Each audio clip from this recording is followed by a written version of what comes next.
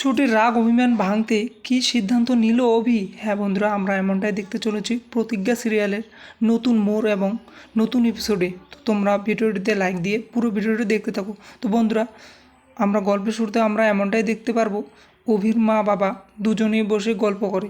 অভির মা অভির বাবাকে বলে, ছুটি কিন্তু বারবার এ বাড়ির ভালো কথা ভেবেই যা করার করেছে।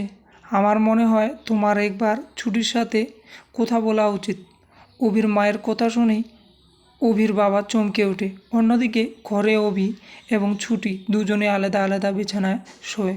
অভি মনে মনে বলে যে আমি যদি এসিটা বন্ধ করে দিই তাহলে মনে হয় ছুটির সব রাগ অভিমান ভেঙে যাবে। এরপর অভি সেটাই করে।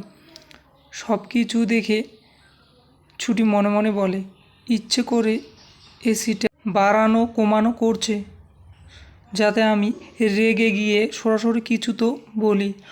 অভি মনে মনে বলে, এত ঠান্ডার মধ্যেও কিছু বলছে না কেন?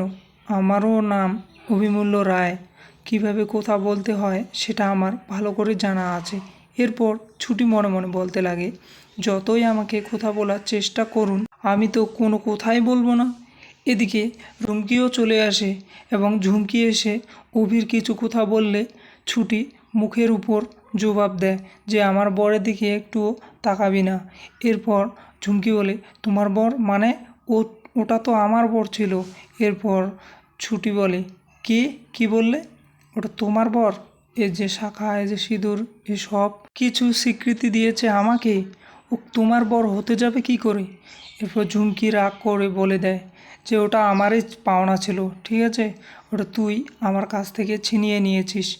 আমি কিছুতেই তোকে ছাড়বো না। এদিকে দূর থেকে তাকিয়ে থাকে অভি। এদিকে ঝুমকি আর ছুটি খুব ঝগড়া করতে লাগে আর অভি সব দেখে হাসতে থাকে।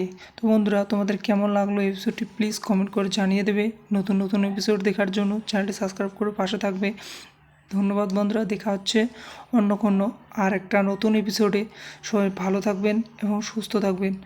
আর তোমরা কোথায় কোথায় হ্রদ দেখলেন প্লিজ কমেন্ট করে জানিয়ে দেবেন। ধন্যবাদ। জয় জগন্নাথ।